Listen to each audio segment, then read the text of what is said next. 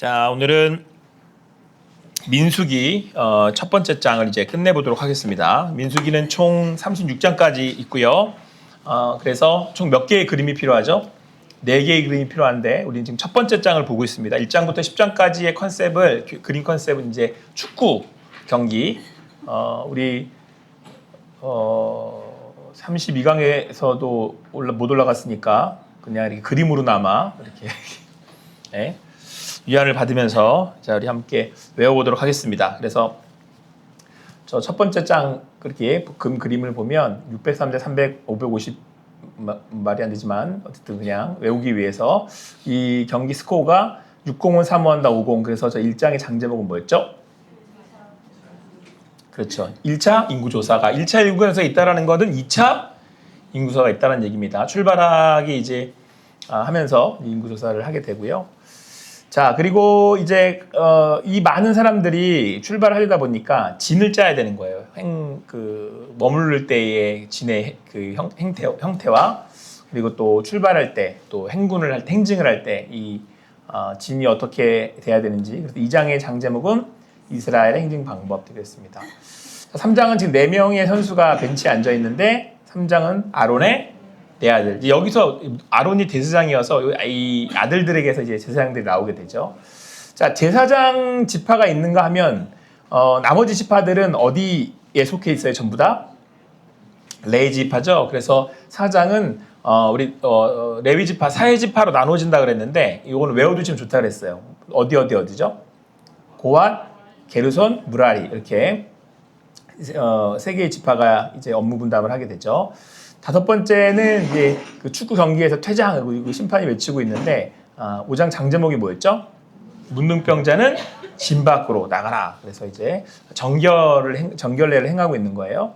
자, 6장은 이제 심판이 교체 그 카드를 이렇게 들고 있는데 이 모습이 뭐와 같아서 세상 축도장이고요. 자, 7장은 그 광고판이 성막 기름 주식회사라고 써 있어요. 그래서 성막 도유식 지난주에 했습니다. 그래서 다시 한번 성막을 그 이스라엘 백성들이 성막 중심의 그 신앙 중심의 공동체라는 사실을 이제 기억하게 하시는 거죠. 하나님이 이제 그들이 그 위해서 말씀하시는 거죠. 그들을 위해서. 8장은 25번, 50번 백넘버를 있는데 이게 레위인 봉사정년 25살에서 50세까지. 그래서 오늘 함께 살펴볼 거고요. 이 지금 축구 경기의 그 주제가 뭐였죠? 제2위의 신의 삼배 축구대회. 그러니까 여기가 아직 이스라엘 백성들이 어디에 있다라는 거예요? 어디에 있다라는 거예요, 지금? 광야긴 한데, 광야의 어디? 신의 산에 있다라는 거죠. 그래서 신의 산까지 오는데 이제 1년이 약간 그 수개월이 걸렸고, 이제 나머지 와서 이제 그 기간 동안, 이제 그 하나님 말씀을 받게 되는 거죠. 그래서 출애굽을 한 이후에 1년이라는 기간을 지내게 돼요. 그래서 그 다음에 2년 1월 14일 요게 이제 두 번째 6월절을 지키게 되는 거죠. 자, 그래서 10장은 출발할 때 가나안으로 향한 출발. 그래서 이렇게 심판이 지금 나팔을 불고 있습니다. 그래서 1장부터 10장까지의 전체적인 그 내용만을 본다면 결국은 이게 뭐 하는 거냐면 이제 가나안으로 향해 가면서 이제 광야의 그 길을 가기 위한 준비를 시키는 거죠. 우리가 출발을 해야 되니까 어떻게 행군을 할 거며 또 무엇을 누가 감당할 거며 업무 분담을 하고 말 그대로 이제 가나안을 향한 출발을 하고 또 수신호 그리고 이제 나팔 같은 신호로 어떻게 하면은 출발하고 어떻게 하면 먼저 이렇게 하게 되는 건데 여러분 1장부터 10장까지 쭉 한번 이렇게 보면 이 출발 준비를 하고 있는 건데 그 출발 준비의 중심이 뭐냐를 우리는 장제목으로 딱 알 수 있어요. 제가 장제목을 공부하는 이유가 여기에 있는 거거든요. 그러니까 1장부터 10장까지 뭐 더 넓게는 1장부터 36장까지 장제목 막 쭉 흐름만 살펴보면 민수기는 사람 숫자 세고 이렇게 그들로 하여금 갈 준비를 하는 건데 그런데 그 중심을 보니까 뭐가 있다? 이스라엘의 늘 중심이 되는 게 뭐예요? 성막이죠. 그래서 하나님을 만나는 성막. 그래서 어떻게 이스라엘 백성들이 하나님 앞에서 하나님의 백성으로서 하나님을 만날 것이냐 이렇게 우리 딱 알 수 있죠. 민수기에서도. 자, 그래서 오늘은 한번 8장의 내용을 한번 살펴보도록 하겠습니다. 지난주 7장까지 했죠. 7장이 좀 길어서. 자, 그 8장의 장제목이 뭐였죠? 네, 맞습니다. 레위의 봉사 정년인데 여기 이제 내용을 보시면 8장에 1절부터 우리 4절까지 일단 말씀을 한번 읽어볼게요. 시작.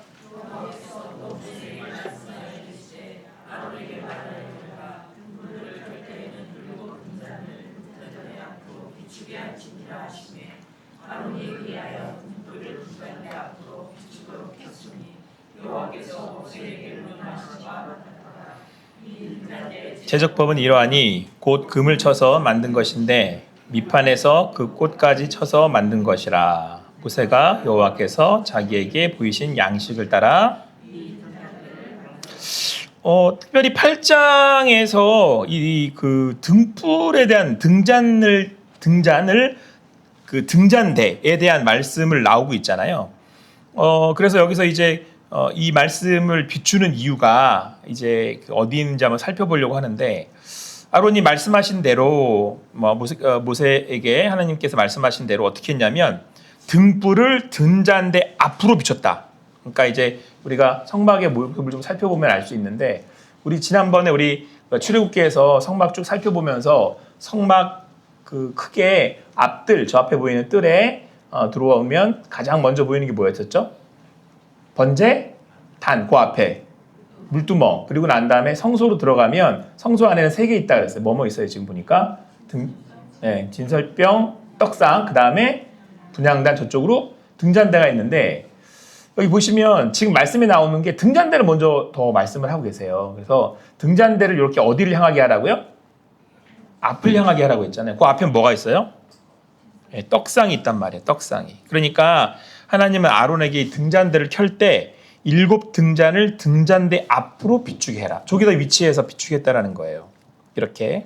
그러니까 이때 이 등잔대에는 단순한 조명 기구 역할을 하는 것뿐만 아니라 의미상으로는 이게 지금 그 식물과 나무 형상을 가지고 있어서 이제 생명의 풍요로움을 상징하는 건데 이게 지금 앞에 향하는 그 빛을 비추고 있는 곳이 뭐예요?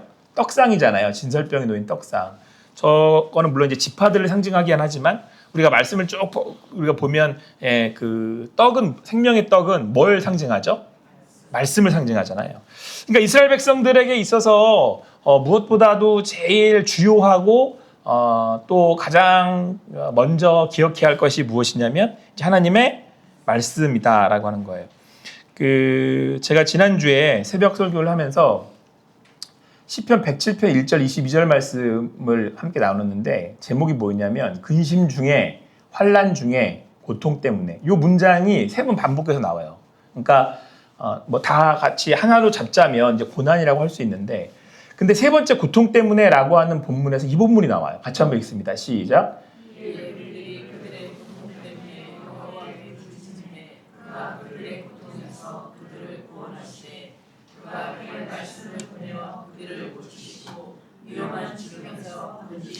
하나님이 이스라엘의 하나님이 되신다고 했었을 때 이스라엘 백성에게 있어서의 가장 먼저 나타나는 하나님 되심은 뭐냐면 고통 가운데서도 그들에게 뭘 보내신다는 거예요? 말씀을 보내셔서 그들을 어떻게 하신다? 고치시고 위로감치기 이용해서 건지신다. 그러니까 하나님의 백성이 하나님의 은혜를 받는다라고 했었을 때는 가장 먼저 하나님의 음성이 들리는 거예요. 그래서 여러분 우리가 예수님이 우리의 목자라고 하셨을 때 예수님이 본인이 말씀이시잖아요. 그러니까 예전에는 이제는 배워서 이제 아는 말씀이었다고 한다면 예수님 믿는 이후로는 예수 그리스도를 내 안에 모신 이후로는 말씀이신 예수님께서 내 안에서 직접 이렇게 말씀을 하신단 말이에요. 이게 여러분 우리 믿는 사람들에게 있어서는 가장 어쩌면 중요한 믿음의 표상이라고 할 수 있어요. 그러니까 우리가 보통 말씀을 깨달았어. 설교를 통해서 알았든 아침 묵상을 통해서 알았든 우리는 이런 표현을 잘 써요. 그래서 뭐라고 표현하냐면 하나님이 나한테 말씀하셨어. 이렇게 이야기하잖아요. 이게 여러분 저는 믿음의 가장 중요한 표상이라고 생각을 해요. 어떤 교단은 무슨 기도를 해야 한다 그러죠? 방언 기도를 해야 된다라고 하는 것이 어떤 표상같이 얘기하지만 저는 우리 교단의 특징이기도 하지만 저는 제가 신앙생활을 쭉 해오면서 성령의 기름 부으심이 있다고 했었을 때 첫 번째는 예수 그리스도를 믿음으로 마음으로 믿고 입으로 고백하는 거잖아요. 근데 예수님이 뭐예요? 로고스 말씀이잖아요. 그러니까 예수님이 내 안에 들어오셨다라는 건 결국은 그 예수님이 누구한테 말씀하시는 거예요? 나한테 말씀하시는 거예요. 그래서 그 말씀이 믿기워지는 거거든요. 그렇게 될 줄 믿습니다. 네. 그러니까 여러분 지금 이스라엘 백성들이 가장 먼저 이 아론을 통해서 하나님이 이스라엘 백성에게 비추게 하실 거라고 했던 게 뭐냐면 다름 아니라 말씀이라고 하는 것입니다. 오늘도 우리에게 말씀하시는 하나님을 깊이 만나는 여러분과 제가 되기를 간절히 소망합니다. 자, 그래서 그렇게 이제 말씀하시는 하나님인데 이 말씀하시는 하나님이 특별히 이 이스라엘 지파 중에 특별히 레위라는 사람들을 레위 지파의 사람들을 이렇게 세우셨단 말이에요. 자, 레위에는 세 지파가 있어요. 뭐와 누구? 고앗, 게르손, 무라리. 몇 장이에요? 몇 장이 나왔어요, 우리? 4장이 나왔죠. 그래서 이 사람들의 정년이 몇 살부터 몇 살까지? 25세에서 50세까지. 자, 근데 지난주에도 제가 한번 말씀드렸지만 25세에서 50세라고 그러니까 우리는 70까지인데 이게 좀 빨리 끝나고 이렇게 좀 쉬면 안 되나? 뭐 이렇게 생각하시는 분들이 있을까 봐 제가 오해하시지 말라고. 은퇴 후에는 조언하며 돕는 역할을 감당했고 주로 25에서 50에는 이제 주요한 일들을 감당했었다라고 제가 말씀드렸어요. 레위 지파는 회막에 들어가서 봉사하는 위해서 이제 일을 위해서 구별됐는데 그 레위인들은 제사장들하고는 조금 다르게 이제 구별돼서 세워지는데 여러분 레위는 이제 성막 봉사를 위해서 이제 위임하는 의식을 하게 되는데 제사장 같은 경우는 레위기 이제 8장이 나오거든요. 그래서 또렷한 대조를 이루는데 제사장들은 피를 바르고 거룩한 의복을 입어요. 그래서 좀 차이를 구별을 두지만 레위인들은 속죄의 물, 정결의 물을 몸에 뿌리고 전신을 삭도를 밀고 그 다음에 옷을 빠는 그런 과정을 거쳐서 구별한단 말이에요. 그리고 이스라엘 백성들이 이제 레위인에게 이제 안수를 하는데 이때 레위인들은 이스라엘 지파의 첫 태생 장자들을 대신해서 하나님께 드려지는 그 요제물이 되었다 이렇게 말씀하고 있어요. 그러니까 각 지파마다 그리고 각 집안마다 장자들이 있는데 장자들의 숫자 대비 레위인을 이렇게 세웠단 말이에요. 근데 만약에 그 숫자가 레위만큼 안 돼, 레위인이 그 숫자만큼 안 돼, 그럼 나머지는 다 속죄를 해서, 그러니까 그때 우리 속죄 금을 내서 대신 레위 지파의 숫자를 채웠단 말이에요. 그래서 뭘 상징하냐면 이스라엘 백성들은 다 하나님이 구원하신 하나님의 백성이고 모두 다 하나님의 것이라고 하는 말씀을 하시고 싶은 거예요. 그래서 레위라는 사람들이 특별히 세워져서 그 역할을 감당하게 하는 건데 그들의 나이가 이제 25세부터 50세까지 된다는 거죠. 말씀 한번 같이 읽어볼게요. 시작. 내가 그들을 정결하게 하여 요제로 드린 후에 그들이 회막에 들어가서 봉사할 것이니라. 그들은 이스라엘 자손 중에서 내게 온전히 드린됨. 이스라엘 자손 중 모든 초태생 곧 모든 처음 대신 내가 그들을 취하였나니 이스라엘 자손 중에 처음 태어난 것은 사람이든지 짐승이든지 다 내게 속하였음은 내가 애굽 땅에서 모든 처음 태어난 자를 치던 날에 그들을 내게 구별하였음이라.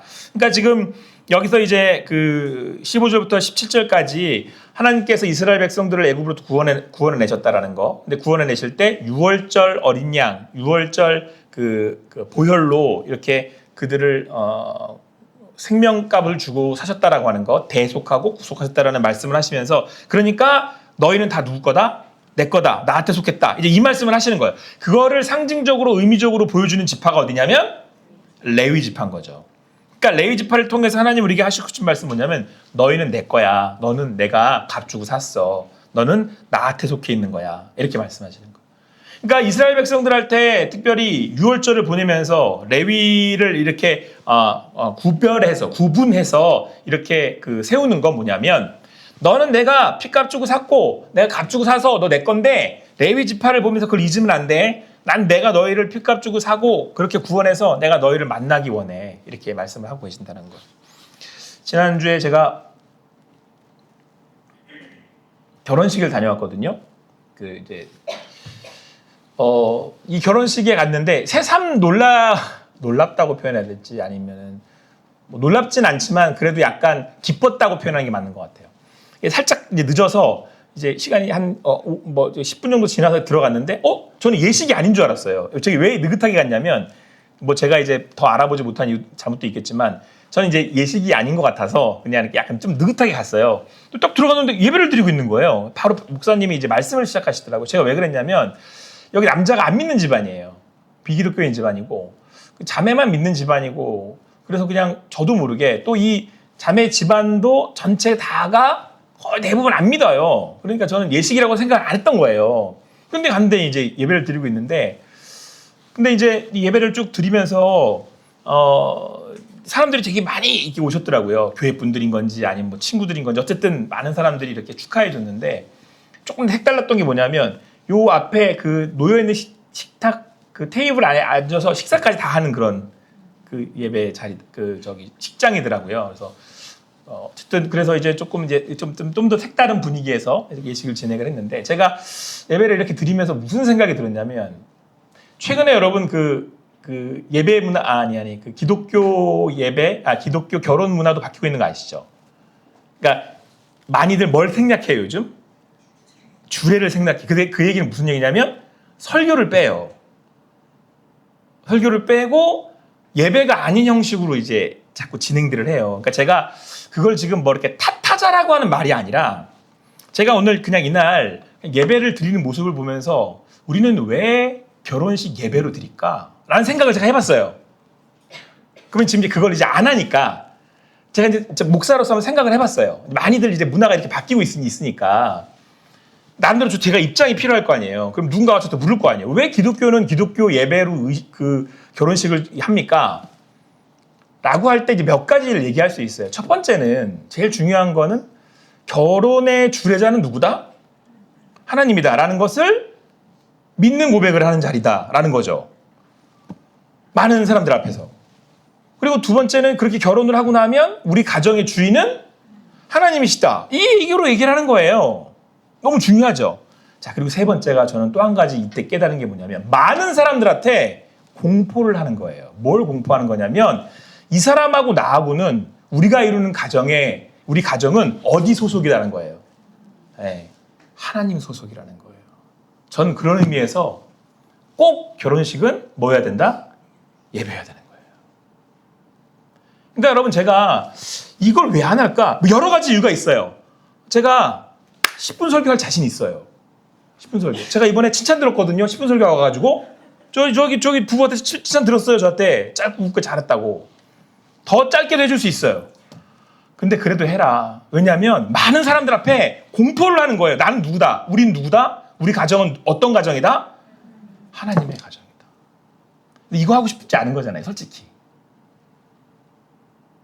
그러니까 제가 그런 문화들 안에 이 자리들 이 문화들 안에 그런 어떤 뭐라 그럴까요? 좀 이렇게 반하는 그런 일들이 벌어지는 모습을 보면서 이거는 꼭 얘기해 줘야 되겠다. 이 자리에 딱 왔는데 아니 사람들이 딱 보니까 예배를 딱 드리니까 제 마음에 저 가정은 이 되는 거잖아요. 많은 사람들이 보면서 저 가정은 어느 가정이다. 하나님 믿는 가정이구나. 이 얘기를 하고 싶은 거예요. 예배라는 게. 자기의 신앙 고백이잖아요. 그래서 새삼 요즘 문화에 저한테는 감동이었고 새삼 다시 한번 설교를 짧고 굵게 할 테니까 꼭 해라. 그런 얘기를 해줘야겠다. 내가 아주 철저히 준비 잘 할 테니까 걱정하지 말아라. 그런 얘기를. 여하튼 어쨌든 그렇다. 예, 그랬어요. 저한테는 또 그런 모습, 그런 그 의미가 있었는데 제가 이제 말씀을 준비하면서 이때가 떠오른 거예요. 여러분, 지금 이스라엘 백성들이 다 모였는데 출발해야 되는데 자꾸 하나님이 자꾸 뭐 하자 이렇게 하자, 유월절 지키자, 레위 집회를 이렇게 따로 분별해라. 그에겐 지금 무슨 말씀을 하시고 싶은 거냐면 너희는 내 백성인 걸 잊지 말아라. 여러분 계속 말씀하고 계시는 거예요. 오늘도 우리 주시는 말씀으로 또 우리에게 이렇게 지금 계속해서 권면하고 계시잖아요. 너희는 내 백성이다. 그거 잊지 말아라. 내가 너희를 구별해서 내가 분별해서 내가 구분해서 구별해서 특별히 내 백성 삼았다. 여러분 그런 의미에서 8장이 그 레위지파 이제 그 정년이라고 한다면 그 다음 나오는 이 9장이 그 두 번째 유월절에 대한 말씀이거든요. 자, 제2회 신의 삼배 축구 대회 출애굽 2년 1월 14일 해질 때 이때가 이제 장소가 여기까지 이제 시내산인데 한번 말씀 읽어볼게요. 시작.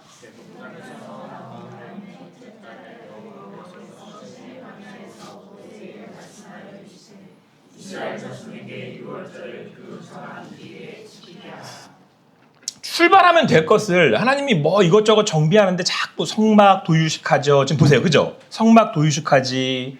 그리고 레위 지파 이렇게 구분해가지고 정비시키시지.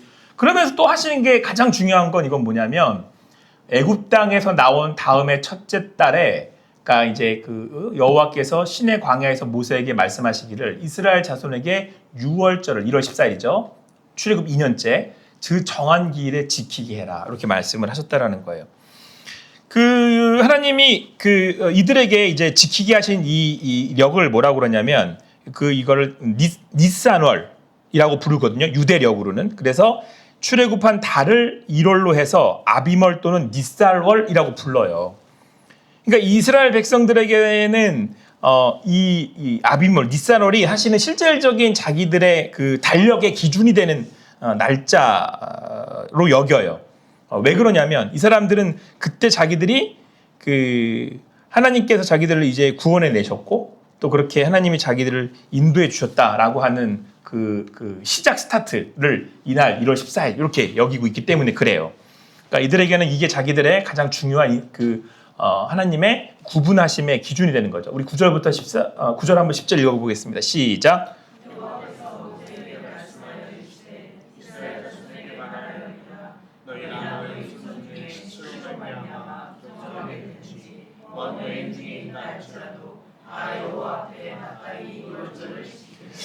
하나님이 출애굽한 지 2년 1월 14일 날 이 날짜를 지정하셔서 이제 두 번째 6월절로 지키게 하시는 거죠. 우리는 그때 6월절 지냈지. 그러니까 너희가 니산월로 아비멀로 해가지고 그 아비롤락이라고 해서 그 1월 그 14일을 6월절로 꼭 지켜. 그러면서 두 번째 6월 이렇게 정해주신 거예요. 근데 이때 하나님 뭐라고 그러시냐면 이때 혹여나 너희 그 후손 중에 시체로 말미암아 부정에 들든지, 그러니까 부정하면 사실 아무것도 못 하거든요. 이스라엘 백성들은 기간을 둬야 되고 그 기간 동안 정결례를 행해야 되는데 그런 사람에도 관계없다. 먼 여행 중에 있다라고 할지라도 관계없다. 반드시 여호와 앞에 뭘 보내라? 6월절은 다 지키게 해라. 이렇게 말씀을 하신 거예요. 그러니까 6월절이 이스라엘 백성들에게 얼마나 중요한지를 다시 한번 설명하신 거죠. 여러분들 아시는 것처럼 6월절에는 이렇게 뭐 어린 양이긴 하지만 그래서 이제 어린 양 순양을 잡아서 피를 흘려서 이스라엘 백성들의 집에 그 문설주 좌우 임방에 발라서 하나님께서 그 집에 를 지나가셔서 오버 패스 하셔가지고 유월하셔서 그들을 살려주셨잖아요. 장자들을 다 짐승들 다 살려주신 거예요. 그래서 그걸 이제 하나님께서 구원하셨다라고 하는 의미에서의 고백. 그래서 6월절이라고 하는데, 자, 그러니까 이스라엘 백성들은 이때를 기념하기 위해서 말씀에서 지정해서 이렇게 말씀하고 가르치셨어요. 같이 읽겠습니다. 시작.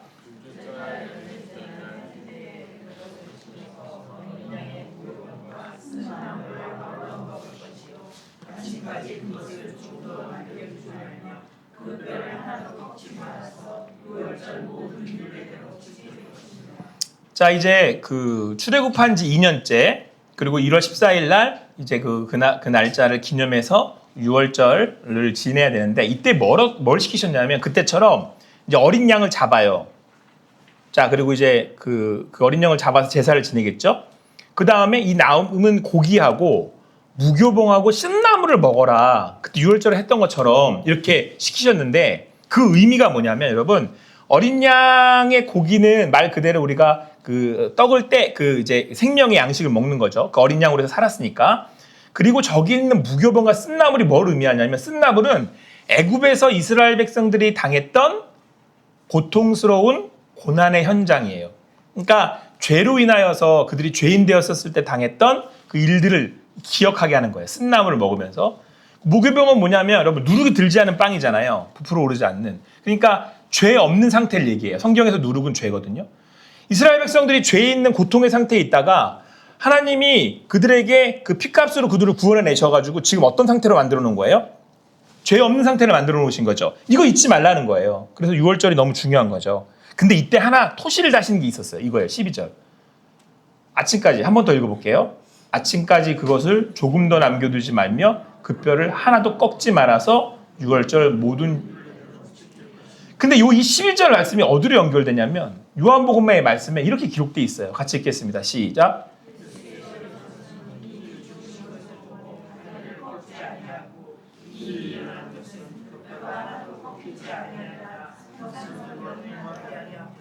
자, 그러니까 여러분 나중에 이 당시에 이스라엘 백성들은 몰랐겠죠. 사실은. 근데 나중에 이제 예수님이 십자가에 죽으시고 난 다음에 예수님이 십자가에 죽으시고 난 다음에 십자가의 처형을 받은 사람들은 마지막에 약간 그 선의를 베풀어서 아직 죽지 않았으면 다리를 꺾어가지고 내려앉아서 이제 죽는 걸 도와줬다 그래요. 고통을 더 당하지 않도록. 근데 예수님한테 가서 봤더니 이미 죽으신 거예요. 다리 꺾을 일이 없었어요. 그래서 성경에 보면 그게 기록되어 있거든요. 이렇게 이미 죽으신 것을 보고 로마 병사들이 다리를 쳐서 꺾지 않은 거예요. 자, 근데 그게 오늘 이 민수기의 말씀에 예언된 것이 성취된 거예요. 그래서 이렇게 말씀하시고 있는 거예요. 이 일이 일어나는 것은 그 뼈가 하나도 꺾이지 아니라는 성경을 응하게 하려 합니다. 그러니까 민수기에 나온 말씀이 응해진 거죠. 그러니까 결국 예수님은 6월절 뭐가 되신 거예요? 어린 양이 되신 거예요. 그 어린 양의 보혈로 우리가 구원함을 입어서 쓴 나무를 먹던 우리가 죄의 그 쓴 나무를 먹던 우리가 무교병에 죄 없는 이제는 죄 씻음을 받은 하나님의 자녀 백성이 된 거죠. 이거를 지금 믿음으로 고백하고 또 그렇게 6월절을 계속해서 보냄으로 지키게 하신 거예요. 기억하게 하시는 거죠. 그러니까 6월절이 가장 중요하다고 하나님이 여행 중에도 그거는 꼭 해야 돼. 그래서 그렇게 말씀하시는 거예요. 이거는 여행 중에도 꼭 해야 되는 거예요. 같이 읽겠습니다. 13절부터 14절까지 같이 읽을게요. 시작.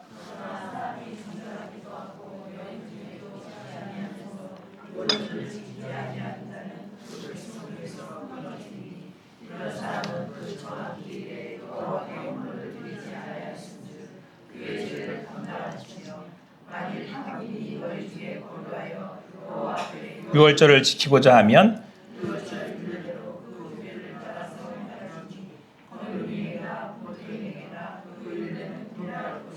이 말씀은 굉장히 중요한 또 우리에게 가르침을 한 가지 주고 있는데 여기 보면은 타국인도 가능해요. 그러니까 이 당시에 이스라엘 백성들은 자기들에게만 가능한 말씀이라고 이후에 이해하게 되는데 그게 아니고 말씀을 잘 보면 타국인이 너희 중에 거류하여 여호와 앞에 유월절을 지키고자 하면 그도 유월절 율례대로 그 규례를 따라서 행하면 됐어요.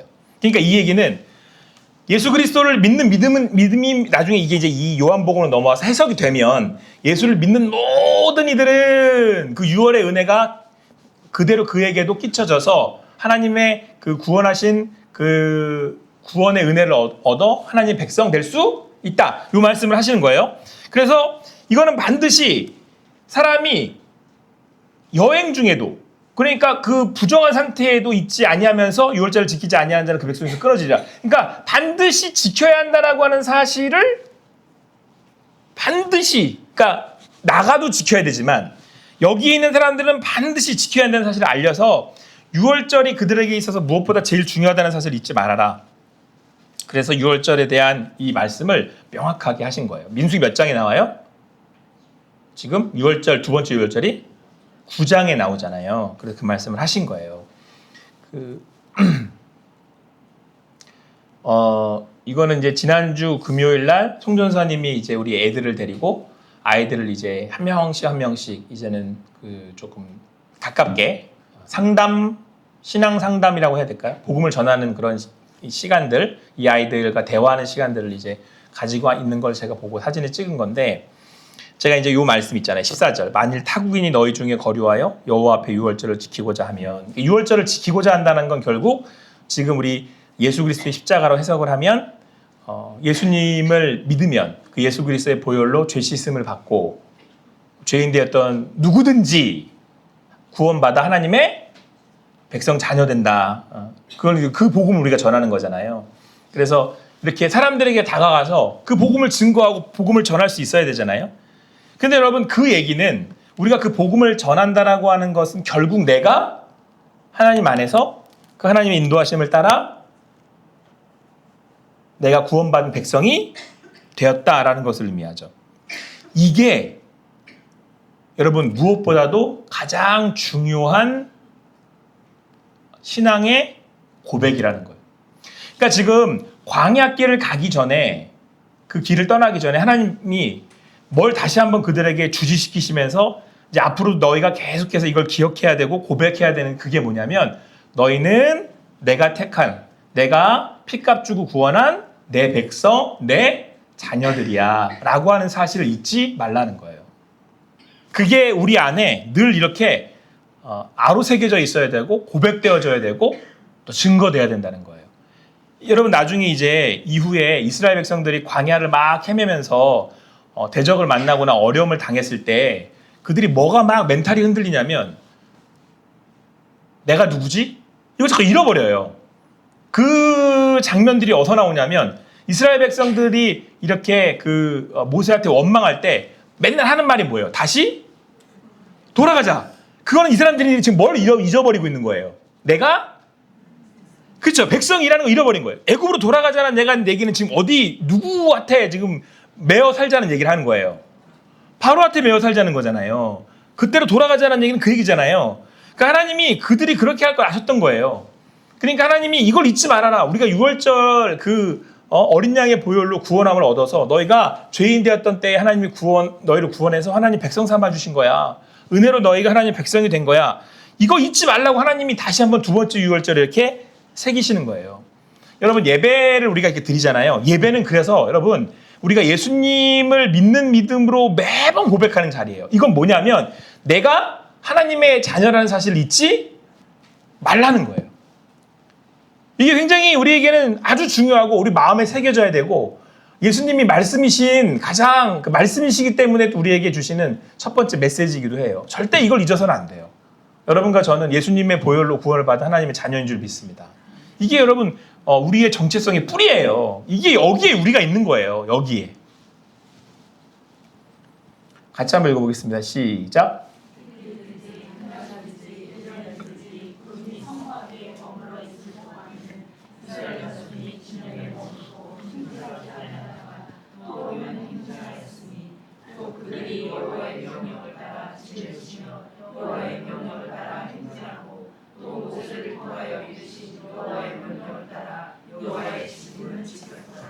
자, 여러분 우리가 앞서 8장에 레위 지파를 이렇게 따로 세워서 하나님의 그 성막의 일을 감당하게 했잖아요. 성막 업무를. 레위 지파는 뭘 상징하냐면 이스라엘이 다 하나님의 장자들로서 하나님의 그 구원받은 백성이다라는 사실을 의미를 담고 있는 지파잖아요. 그리고 그 다음에 나오는 말씀이 뭐였었어요? 그렇게 레위 지파가 나오고 난 다음에 그 다음에 말씀이 뭐였죠? 그 다음 레위 지파가 8장이었고 그 다음에 네? 그 다음에 뭐였어요? 9장이? 네, 그 6월절이죠. 그 레위 지파가 하나님의 이렇게 그 백성이라는 사실을 알려준다면 너희들은 내가 어떻게 하나님 백성 삼았냐면 그리고 6월절을 통해서 내가 너희를 구원했어를 알려주시는 거잖아요. 자, 그리고 다음 나오는 말씀이 요거예요.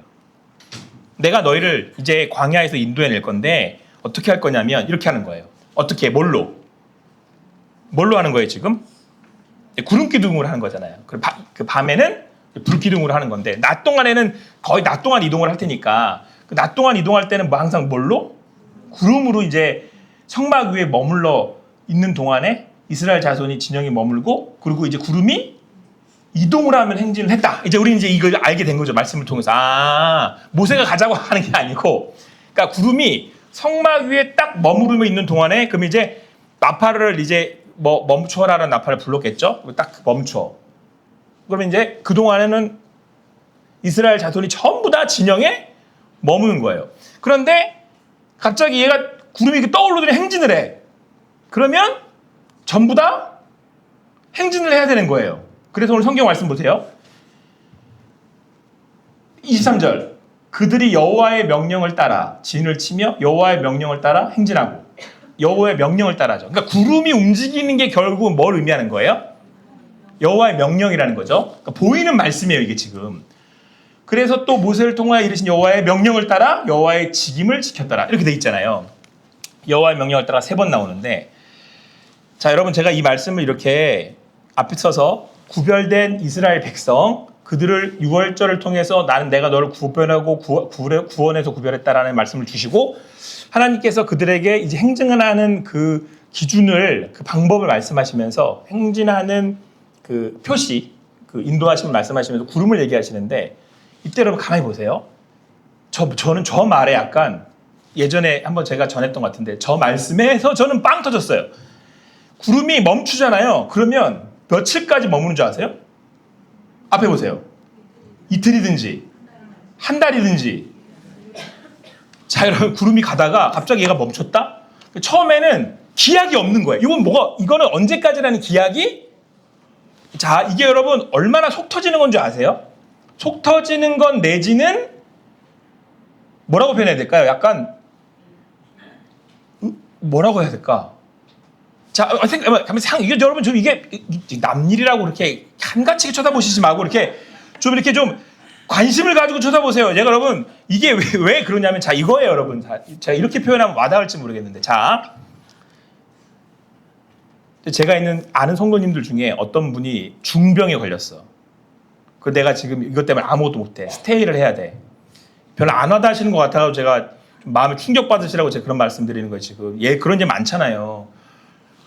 이틀이 지났는데 안 나. 한 달이 지났는데 안 나. 1년이 지났는데도 안 나. 그럼 여러분 어떻겠어요, 속이? 그 심정이에요, 지금. 아니, 이거 언제 가야 되는지도 모르겠고, 어떻게 가야 되는지도 모르겠고, 지금 가야 되는데 왜 내 발목을 붙들고 하나님 지금 이러고 계신 거죠? 라고 충분히 나올 수 있겠죠. 반대로 뒤집어 볼까요? 아니, 이틀 만에 갑자기 이제 좀 이렇게 해가지고 내가 좀 이게 내가 이번에 느낌을 보니까 하나님이 얼마나 머물러 있으실 것 같은 거예요, 느낌이. 한 달 머물 수 있을 것 같은 거야. 이번에 한 달 머물겠다. 갑자기 침 딱 풀고 한 달 준비 쫙 했는데 갑자기 구름 떠오르더니 나팔 빵 불어서 떠나자 그러는 거예요. 그럼 속 뒤집어지는 거지. 내가 방금까지 다 살았는데요, 지금. 권사님 지금 식당이랑 다 준비해가지고 이렇게 막 쫙 펴놓고서 이제 내가 이거 다 할 거 됐는데 갑자기 짐 싸요, 가게. 이렇게 하면 나 이제 안 해. 이렇게. 마음에 드세요? 마음에 드십니까? 전 마음에 안 들던데 이거. 여러분 지금 여기 자꾸 아멘다 하셨잖아요. 하나님이 그룹으로 막 지금 여러분들 그룹이니까 엄청 멋져 보이죠 지금. 와 그룹으로 쫙 내려서 쫙 그룹 멋져 따라가. 속 터지는 일이라니까 이거. 이거 어디 하겠어요? 이거 나 같은 못해요 이거. 근데 오늘 말씀에 3번 나와요. 여호와의 명령을 따라. 여호와의 명령을 따라. 여호와의 명령을 따라. 사랑하는 성도 여러분, 우리는 여호와의 명령을 따라 사는 사람들이에요. 우리의 인생의 계획이 이틀, 한 달, 1년 죄송하지만 기약 없어요. 하나님이 나와 가자 그러면 다 가야 되는 거예요. 여기 머물러 있자 그러면 머물러 있는 거예요. 근데 사람들은 이 세상 사람들은 그걸 몰라요. 이게 이틀이 왜 이틀이고 왜 한 달이 한 달이고 왜 1년이 1년이 돼야 되는지 공감할 수 없어요. 그러나 우리는 알아요. 우리는 여러분 구름 딱 떠오르고 구름 딱 앉으면 하나님이 쉬시라고 하는가 보다. 하나님이 쉬래. 쉬어. 구름 떴다야. 가자. 하나님 가잔다. 여러분 이게 신앙이에요. 우리는 하나님이 하시는 걸 인정해 드리는 거예요. 그리고 하나님이 하시기를 기다리는 거예요. 그래서 여러분 우리네 인생은 하나님의 명령하심을 따라 사는 인생들이에요. 이걸 신앙한다라고 불러요. 그러자 제가 예전에 누누이 말씀드렸지만 실제로요 애굽에서 나와서 가나안 가는 그 길이요 열심히 걸어가잖아요. 열심히 달리면 7일이면 간대요. 요즘 몰라 빠른 차로 가면 더 얼마나 빨리 갈지 모르겠어요. 근데 여기를 몇 년 동안 헤맸어요. 최소 38년. 길게 우리가 40년이라고 그러거든요. 40년을 헤맸어. 마음에 드십니까? 이거 한 거예요. 이거 올랐다가 떴다가. 자, 하나님의 관심 있는 게 뭘까요? 하나님은 유경호 목사를 통해서 일을 이루시는 거에 별로 관심이 없어요. 하나님은 우리를 뭐 하는 거? 지금 성경에 이 창세기, 출애굽기, 레위기, 민수기 주제 우리를 만나는 거에 관심이 있으신 거예요. 우리 예배는 우리의 성막을 들어주는 예배는 주님 만나는 자리인 줄 믿습니다. 근데 여러분 이게 얼마나 은혜스럽게 끝난지 아세요? 이 메시지가? 요거는 제가 생각이 나서 넣었는데 여기가 어디냐면 이란 가실 일 없어서 제가 이란 갔었을 때 찍은 이란의 이스파한이라고 하는 아주 멋진 우리로 말하면 이제 전통 그런 뭐라 해야 되지? 궁전 이런 거 있었던 그런 지역인데 지금 이스파한도 막 얼마 전에 지진 나고 막 이렇게 돼가지고 전쟁하고 막 난리여가지고 이제는 더 가볼 일이 있을까 싶어가지고 저는 사진적으로 올라오면 잘했다고 싶은데 이제 이스파한으로 이동하는 광야에 이제 이 광야인데 여러분 제가 광야 지난주에 제가 말씀드렸죠. 광야에서 제일 많이 보이는 게 뭐라고요? 하늘이에요. 하늘 제일 많이 보이는 거. 여러분 이스라엘 백성들이 왜 구름일까 생각해 보셨어요? 저는 제가 그거 깨달았어요. 왜 구름일 것 같아요? 구름은 뭘 쳐다봐야 돼요? 하늘을 쳐다봐야 되잖아요. 구약에서는 하나님을 어디에 하나님이라고 그래요? 하늘의 하나님이라고 그러잖아요. 하늘 보라는 거예요. 하늘 보라는 거. 여기 어디 보지 말고 땅 쳐다보지 말고 어디 봐라 너희들은 하늘 봐라. 내가 너희를 인도하고 함께 하시겠다라는 메시지예요. 제가 그 이란 비잔트리를 통해서 하나님이 하늘을 그렇게 보게 하시더라고요. 처음에 제가 그러니까 막막해서 하늘 쳐다보고 하늘 쳐다보더니 하나님이 하늘의 하나님이시라는 걸 깨닫게 하셨어요. 가는 곳마다 하늘밖에 안 보여. 이놈의 나라는 죄 그래 다 그냥 광야야. 그래서 제가 그때 찍었던 그 나라에 그때 이 메시지를 주셨던 구름이에요. 내가 너 인도해 줄게 이거예요. 여러분 자 저희가 지금 이제 보면 마지막 나팔을 불어요. 제사장이 떠나자 이렇게 불거든요. 근데 어떤 말씀이냐면 이런 말씀이 있어요. 같이 한번 읽어볼게요. 시작.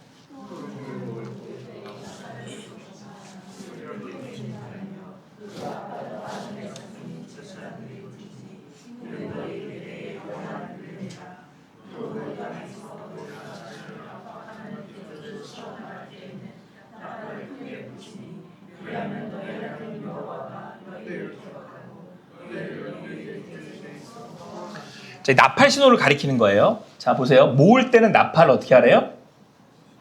소리를 크게 내지 말라고 돼 있잖아요. 그런데 이제 아론의 자손인 제사장들이 그걸 부는데 반대로 크게 불 때가 있대요. 언제 불래요? 네, 압박하는 대적을 치러 갈 땐 나팔을 크게 불어. 근데 이 나팔이 여러분 이제 물론 이스라엘 백성들에게는 적 나타났어라고 하는 사인인데 여기는 그 나팔이 지금 누구에게 불려지게 돼 있는 거예요. 그러니까 물론 이제 이스라엘 백성들한테는 야 나팔 크게 불었다, 대적 나타났다 이거 되는데 성경에서는 그 크게 부는 나팔의 대상자가 누구예요? 하나님이에요. 하나님. 이게 뭘 의미하는지 아시겠어요, 여러분? 자, 구름이 떠. 하나님이 구름 띄워라. 자, 가자. 앉아라. 우리는 여기에 다 떠서 이렇게 앉았다가 이렇게 하잖아요. 이건 하나님의 명령을 따라 순종하는 하나님의 백성들인 걸 의미하는 거잖아요. 그러면 너희가 하나님 백성이면 하나님이 어떻게 하신다는 거예요? 그건 동시에. 자, 우리가 하나님의 말씀에 그 구름을 통한 말씀에 순종하잖아요. 이게 깝깝해요. 이틀 있고 한 달 있고 1년도 막 있고 하는데 한 달일 걸 이틀 만에 떠나라고 하시는데 계속 깝깝하잖아요. 순종하는 게. 근데 이 안에는 무슨 메시지를 담고 있는 거냐면 그 하나님의 말씀에 순종하는 이들, 그 백성은 누가 책임져? 내가 책임져, 내가. 하늘의 하나님이 책임져. 라고 하는 메시지가 마지막 10장의 메시지예요. 나팔에서 주는. 그러니까 나팔을 크게 불어. 그러면 누가 지금 하나님 그 나팔을 들으시는 거예요? 하나님이 들으신다는 거예요. 할렐루야. 사랑하는 성도 여러분, 우리가 구름을 따라가는 것은 양이 목자를 따라가는 것과 같아요. 내가 가는 길을 누가 책임져 주신다? 하나님이 책임져 주신다. 그 나팔 소리는 누가 들으신대요? 그리하면 너희 하나님 여호와가 저기 보세요. 너희를 기억하고 너희 또 나와요. 너희를 너희의 대적에서 구원하시리라. 누가 구원하신다고요? 하늘의 하나님. 오늘도 이 주신의 말씀에 아멘으로 순종하며 구별된 레위 지파로 살아가실 때에 하나님께서 주시는 그 말씀을 따라가는 그 인생에 주시는 은혜와 평안을 누리시는 여러분과 제가 되기를 간절히 소망합니다. 그렇게 우리 하나님께서 여러분들을 쉴만한 물가, 푸른 초장으로 인도하실 줄 믿습니다.